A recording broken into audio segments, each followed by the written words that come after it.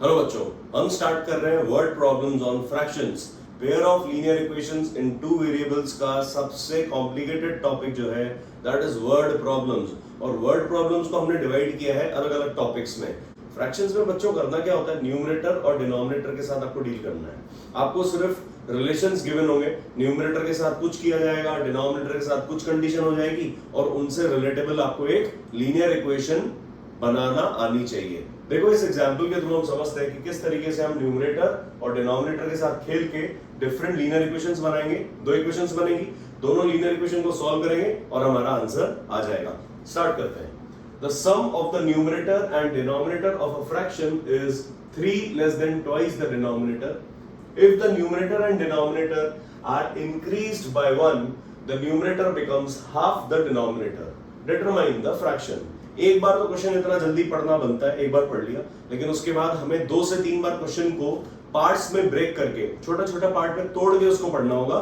तभी हमारे दिमाग में क्लियर सिचुएशन बैठेगी कि हमको क्वेश्चन में लेट क्या करना है, हमें फाइंड आउट क्या करना है और हम किस चीज को x और किसको y लेट करेंगे। देखते हैं कैसे।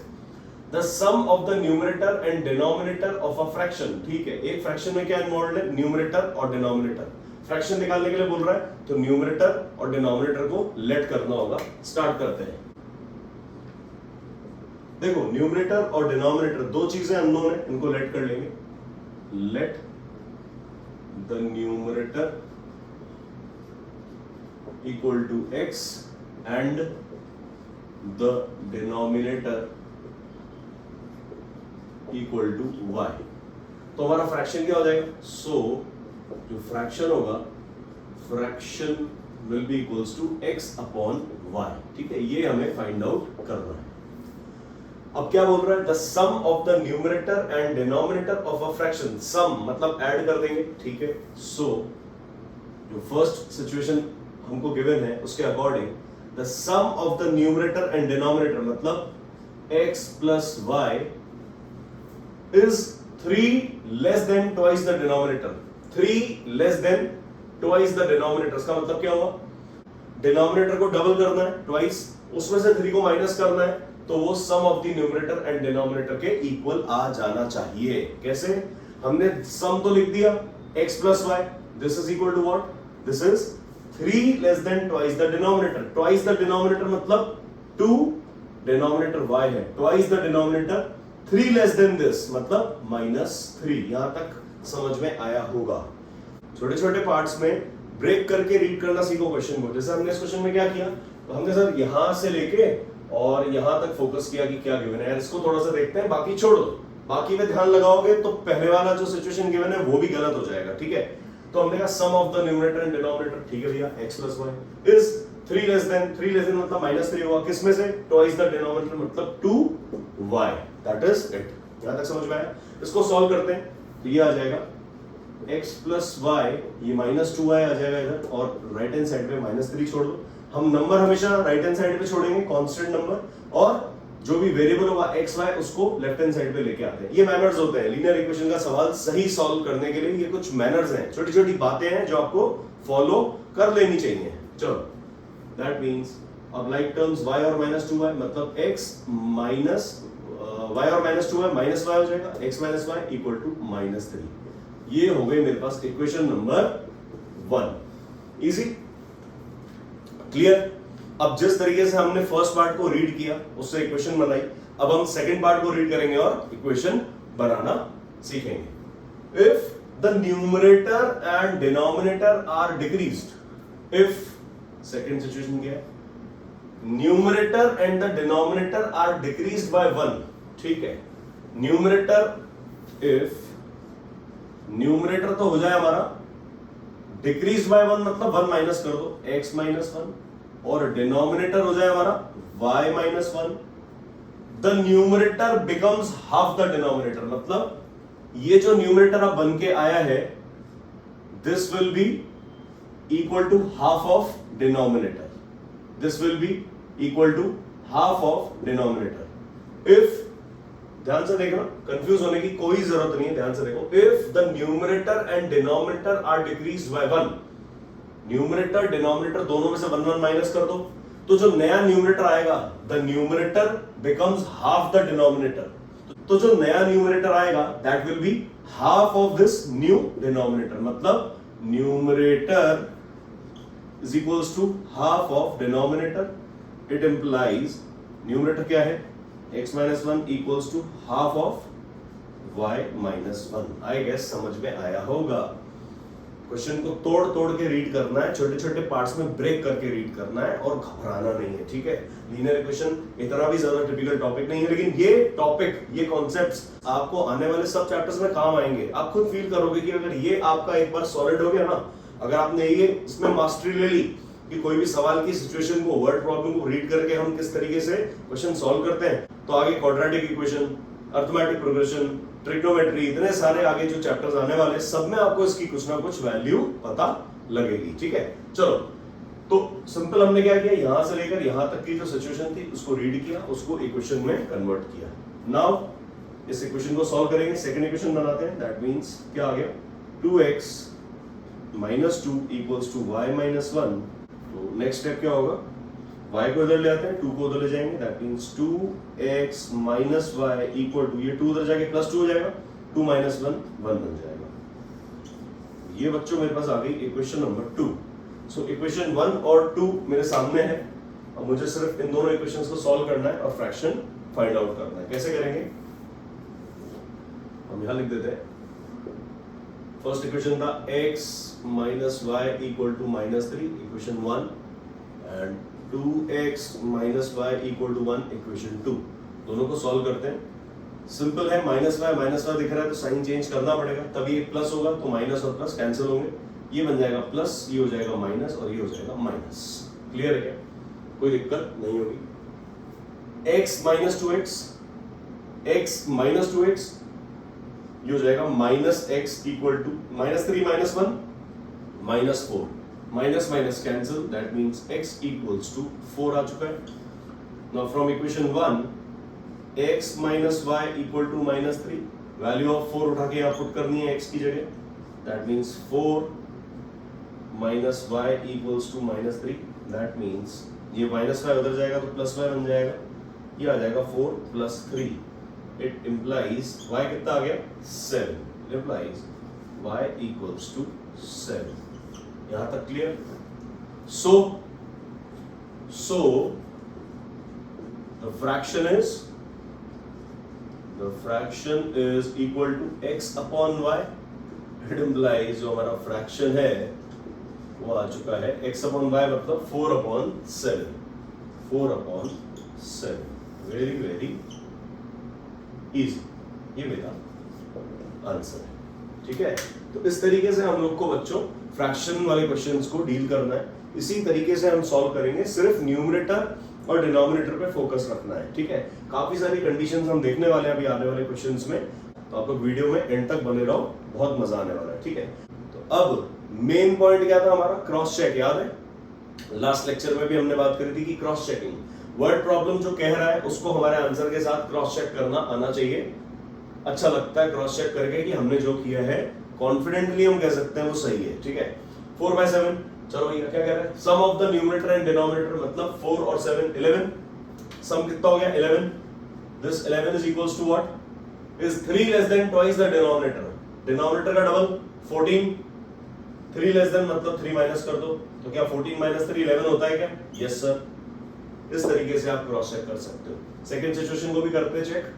If the numerator and denominator are decrease by 1, मतलब न्यूमरेटर कितना बन जाए, डिक्रीज बाय 1, न्यूमरेटर हो जाएगा 3 4 माइनस 1 एंड डिनोमिनेटर हो जाएगा 6, हो गया। The numerator becomes half the denominator, 3 6, क्या 3 6 का हाफ है, यस सर। दैट मींस हमारा आंसर सही है। अब क्रॉस चेक करने से फायदा किसका हुआ, एक तो आपको कॉन्फिडेंस मिला कि हमारा जो कॉन्सेप्ट है वो बिल्कुल सही है, दूसरा आपके मन में कोई कंफ्यूजन नहीं रहा। नेक्स्ट क्वेश्चन सॉल्व करोगे ना एग्जाम में, जैसे ये क्वेश्चन सॉल्व कर लिया, अब उसके बाद आप अगला क्वेश्चन सॉल्व कर रहे हो, तब आपको कितना कॉन्फिडेंस मिलेगा ना, ये आप खुद जब तक एक्सपीरियंस नहीं करोगे तब तक इसकी फीलिंग आपको नहीं आएगी। तो मैं जो बोल रहा हूं आप उसको सिर्फ फॉलो करो। आप लोग छोटी छोटी बातों को ध्यान रखो, आंसर को फटाक से 10-20 सेकंड लगा के आंसर को कैसे क्रॉस चेक किया जाता है हर सिचुएशन में आप कर सकते हो। हम बहुत सारी बातें करने वाले बच्चों आने वाले लेक्चर्स में, आप सिर्फ हर वीडियो में एंड तक बने रहा करो, ठीक है। आई गेस ये क्वेश्चन आपको अच्छा लगा होगा, समझ में आया होगा, क्लियर है। पहले तो आप वीडियो पॉज करो, पेन कॉपी लो, ये क्वेश्चन को सॉल्व करो, ठीक है। उसके बाद में आप वीडियो फिर से स्टार्ट करके नेक्स्ट क्वेश्चन को सॉल्व करना, ठीक है। वीडियो देखने का मतलब सिर्फ इतना नहीं आपने वीडियो देख लिया और हो गया बच्चों, वीडियो देखो लेकिन क्वेश्चन को मेरे साथ साथ सॉल्व भी करते चलो, ठीक है। तो बढ़ते हैं नेक्स्ट क्वेश्चन की तरफ। नेक्स्ट क्वेश्चन है when 3 is added to the denominator and 2 is subtracted from the numerator, a fraction becomes 1/4। तो ये पहली सिचुएशन होगी, पहली इक्वेशन यहां से बन जाएगी, है ना, जैसा हमने लास्ट क्वेश्चन में भी देखा था। दूसरा क्या बोल रहा है, and when 6 is added to numerator and the denominator is multiplied by 3 it becomes 2/3। तो ये हमारी सेकंड इक्वेशन बन जाएगी। फाइंड द फ्रैक्शन, सॉल्व करते हैं। पहला पार्ट क्या होगा बच्चों, एक फ्रैक्शन है, सीधी सी बात है, अगर फ्रैक्शन है तो न्यूमरेटर और डिनोमिनेटर दोनों को लेट करना पड़ेगा, ठीक है। हम कह देंगे भैया let the numerator equal to x and the denominator equal to y। So हमारा आंसर क्या होगा, जो फ्रैक्शन कैलकुलेट होके आएगा that will be x upon y, है कि नहीं। तो हमें x upon y find out करना है। पहले x निकालेंगे, फिर y निकालेंगे और फिर x अपॉन y हमारा आंसर होगा। ऐसा नहीं x और y लिख के छोड़ दो, x और y फाइनल आंसर होगा क्योंकि फ्रैक्शन पूछा जा रहा है। फाइंड द फ्रैक्शन, ठीक है। When 3 is added to the denominator and 2 is subtracted from the numerator, a fraction becomes 1/4। तो पहली सिचुएशन क्या है समझते हैं, ध्यान से धीरे धीरे पढ़ेंगे। When 3 is added to the denominator, मतलब डिनोमिनेटर क्या बन जाएगा, 3 is added मतलब डिनोमिनेटर हमने y लिया था, so y plus 3 and 2 is subtracted from the numerator, numerator क्या हो जाएगा, 2 is subtracted मतलब x minus 2, ठीक है। a fraction becomes 1/4। so हम कह देंगे भैया न्यू फ्रैक्शन क्या होगा हमारा, न्यू फ्रैक्शन क्या होगा, न्यूमरेटर अपॉन डिनोमिनेटर, है ना, न्यूमरेटर अपॉन डिनोमिनेटर यही होगा। That means x minus 2 upon y plus 3। So new fraction becomes 1/4 मतलब ये हो गया 1/4। बोलो समझ में आया, कितना इजी हो गया। हमने क्या किया, सिर्फ छोटा छोटा पार्ट्स में ब्रेक करके क्वेश्चन को रीड करना सीख लिया, ठीक है। उसके बाद देखो सवाल ऐसे सॉल्व होगा एकदम खटके से। सो नया डिनोमिनेटर जो कह रहा है वो लिख दिया, नया न्यूमरेटर जो कह रहा है वो भी लिख दिया। तो नया फ्रैक्शन क्या आएगा सर, x minus 2 upon y plus 3 आएगा। So this new fraction is equal to what, this becomes 1/4 given है, ये रहा 1/4, ठीक है। तो फर्स्ट सिचुएशन हमने कवर कर ली, यहां तक ब्रैकेट लगा देते हैं। आप भी लगा सकते हो, ऐसा रफ में ऐसा छोटा सा मार्क लगा सकते हो कि हमने यहां तक कर लिया, ठीक है। सो नाउ इस इक्वेशन को सॉल्व कर लेंगे। दैट मींस क्रॉस मल्टीप्लाई कर दो, 4 into x minus 2 equals to 1 into y plus 3 as it is, होगा कि नहीं। ये 4 मल्टीप्लाई हो जाएगा पूरा का पूरा न्यूमरेटर से, है कि नहीं। चलो सो ये ब्रैकेट ओपन कर लो, 4x minus 8 equal to y plus 3, that means 4x y इधर आके माइनस हो जाएगा, 4x minus y is equals to ये minus 8 क्या होगा इधर आके plus 8, that means 4x minus y equal to 11। This is equation number 1, very easy। Second case देख लो, and when 6 is added to the numerator, second situation क्या है, when 6 is added to the numerator मतलब numerator क्या बन जाएगा, direct लिखते हैं अपन, numerator 6 is added मतलब x plus 6 and the denominator is multiplied by 3 मतलब नया जो डिनोमिनेटर है वो क्या बन जाएगा, multiplied by 3 मतलब 3y, ठीक है। when 6 is added to the numerator, sir ये हो गई condition clear, and 3 and the denominator is multiplied by 3, 3y हो गया, ठीक है sir. it becomes 2/3, it means what, the fraction becomes 2/3, that means so same ऐसे ही लिखेंगे, new fraction equals to what, x plus 6 upon 3y and that will be equals to 2/3। बस इतनी सी बात क्लियर होनी चाहिए। जो नया फ्रैक्शन होगा दैट विल बी 2/3। अब सेम वही करेंगे सर, क्रॉस मल्टीप्लाई 3 को मल्टीप्लाई कर देंगे पूरा का पूरा x + 6 से। ध्यान रखो अगर क्रॉस मल्टीप्लाई हो रहा है तो पूरा टर्म से मल्टीप्लाई होगा, ऐसे नहीं 3x + 6 लिख दिया। जो बच्चे गलतियां करते हैं मैं वही बार बार आपको रिपीट करके बता रहा हूं कि ये ब्रैकेट मल्टीप्लाई होगा पूरा इससे, ऐसे नहीं 3x कर दो बस 3x + 6, नो 3x + 6 3 18, 3x + 18 होगा। क्लियर है ना बच्चों? चलो आगे बढ़ते हैं। दैट मींस 3 ब्रैकेट में x + 6 = 2 × 3y मतलब 6y। ठीक है, सो ये हो गया 3x + 18 = 6y। That means 6y इधर आएगा, सो 3x - 6y = ये 18 उधर जाके -18। क्लियर है क्या? अब देखो ध्यान से, ये पूरी की पूरी इक्वेशन 3 से डिवाइड हो रही है। इक्वेशन को हमेशा रिड्यूस करना आना चाहिए। तो क्या आ गया हमारे पास? Simply x - 2y = -6। ये हो गया मेरे पास इक्वेशन नंबर 2। ध्यान से देखो, है कि नहीं? x - 2y = -6, ये आ गई इक्वेशन नंबर 2। देखो हमने पूरी की पूरी इक्वेशन को डिवाइड क्या किया? This whole equation be divided by 3। इसका एक और तरीका था, यहाँ पे 3y है और यहाँ पे 3 है। ध्यान से देखो 3y एंड 3, ये 3 × y लिखा है, ये सिंपल 3 लिखा है। इस 3 से हम 3 को कैंसिल कर सकते थे। देखो मेथड्स हैं सॉल्व करने के, आप जिसमें कंफर्टेबल हो। ठीक है, ये 3 जो है आप इस 3 से कैंसिल कर दो।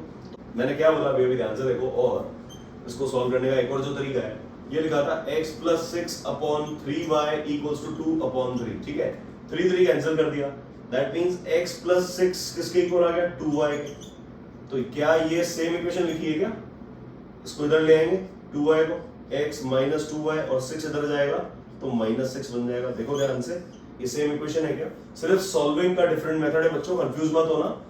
सॉल्व करने का अलग तरीका है जो मैंने आपको बताया, समझ में आया होगा। ठीक है बच्चों, आगे बढ़ते हैं। तो इक्वेशन 1 क्या है मेरे पास? 4x - 5 = 11। इक्वेशन 2 क्या है? x - 2y = -6। इन दोनों ही इक्वेशंस को अब हम सॉल्व कर लेते हैं। सुनाओ, लास्ट पार्ट इधर कर रहे हैं हम। 4x - y = 11 और यहाँ पर है x - 2y = -6। ये इक्वेशन 1 था, ये इक्वेशन 2 था। ठीक है, अब देखो ध्यान से 4x और x, इस इक्वेशन को 4 से मल्टीप्लाई करते हैं इनटू 4। दैट मींस क्या आ गया? ऊपर वाली equation same to same, equation number जो 1 था दैट इज हम सेम का सेम लिख देंगे। 4x - y = 11, इस इक्वेशन को मल्टीप्लाई करो तो 4x - 8y = -24। यहां तक क्लियर? 4 से पूरी इक्वेशन को मल्टीप्लाई किया है। ठीक है, 4x 2y बन गया 8y, -6 बन गया -24। क्लियर? अब 4x को 4x से कैंसिल करना है, साइन सेम है क्या? सेम है, तो एक को माइनस बनाना पड़ेगा। दैट मींस साइन चेंज होगा। यस सर, ये हो जाएगा माइनस, ये हो जाएगा प्लस, ये हो जाएगा प्लस। यहां तक कोई डाउट?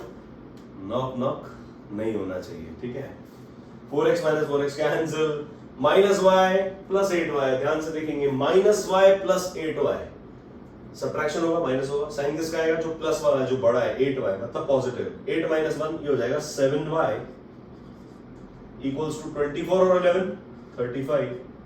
चलो भैया, y आ गया मेरे पास 7 5 35/7 5। y आ चुका है मेरे पास 5। सो एक इक्वेशन ले लेंगे, x - 2y = -6। ये इक्वेशन नंबर 2 थी हमारे लिए। इसमें y की वैल्यू पुट कर देंगे तो हमें x मिल जाएगा। दैट मींस x - 2 × 5 = -6, x - 10 = -6, -10 उधर जाके +10 बनेगा। दैट मींस 10 - 6, तो x आ गया 4। इट इंप्लाइज जो फ्रैक्शन है x/y, मतलब ये x था, ये y है। x/y would mean 4/5। ये मेरा फाइनल आंसर हो गया। ठीक है, 4/5 हमारा फ्रैक्शन आ गया। अब सर फ्रैक्शन तो आ गया, एग्जाम में कैसे पता सही आया कि गलत आया? तो क्रॉस चेक कर लेते हैं। यही रीजन है क्रॉस चेकिंग क्यों सिखाया जा रहा है आपको। क्रॉस चेक कर लेते हैं भैया। When 3 is added to the denominator, ठीक है, ये क्या हो गया 8 है ना, and 2 is subtracted from the numerator, 4 - 2 तो 2/8, और 2/8 क्या होता है 1/4। क्रॉस चेकिंग कैसे किया हमने, यहां देख लेते हैं। जो हम चेक कर रहे हैं वो किस तरीके से कर रहे हैं, देखो हमारा फ्रैक्शन क्या है 4/5, ठीक है 4/5। अब पहली सिचुएशन में क्या कह रहा है वो 3 is added to the denominator, मतलब डिनोमिनेटर में क्या आ जाएगा 5 + 3 8 and 2 is subtracted from the numerator, मतलब 4 - 2 2, तो ये क्या हो गया 2 1 2 4 1/4, the fraction becomes 1/4, सही है। सेकंड सिचुएशन देखो, सेकंड स्टेटमेंट क्या है, and when 6 is added to the numerator, मतलब न्यूमरेटर क्या बन जाएगा 6 and 4 10 and the denominator is multiplied by 3, मतलब 5 3s are 15, 5 3s are 15, so it becomes 2/3, 5 2s are और 5 3s are, ये बन गया 2/3। दैट मींस ये कंडीशन भी वेरीफाई हो रही है, इसका मतलब है हमारा आंसर सही है, ठीक है। कॉन्फिडेंस इन्हीं बातों से मिलता है जब आप खुद 100% श्योर हो जाओ कि आपका आंसर सही है, ठीक है बच्चों। तो आई गेस आपको वीडियो अच्छा लगा होगा, जो बच्चे वीडियो में एंड तक बने रहे उन्हें समझ में आ गया होगा कि हम लोग किस तरीके की बातें करते हैं हमेशा end of the video. End of the video आपको कुछ मैच्योर कैलकुलेशंस मिलेंगी, अच्छे तरीके मिलेंगे सवाल को सॉल्व करने के। देखो क्वेश्चन तो हर कोई सॉल्व कर लेता है, लेकिन एक स्मार्ट वे में क्वेश्चन सॉल्व करना is something very very very interesting, ठीक है। तो कुछ कॉन्फिडेंस मिल रहा है बच्चों, तो चैनल को सब्सक्राइब कर दो and press the bell icon, right. So next lecture में हम मिलेंगे वर्ड प्रॉब्लम्स के एक और अच्छे टॉपिक के साथ। तब तक के लिए आप सिर्फ इस वीडियो को ढंग से एक बार फिर से देखो और पेन कॉपी लेके दोनों क्वेश्चंस को सॉल्व कर लो। थैंक यू बच्चों।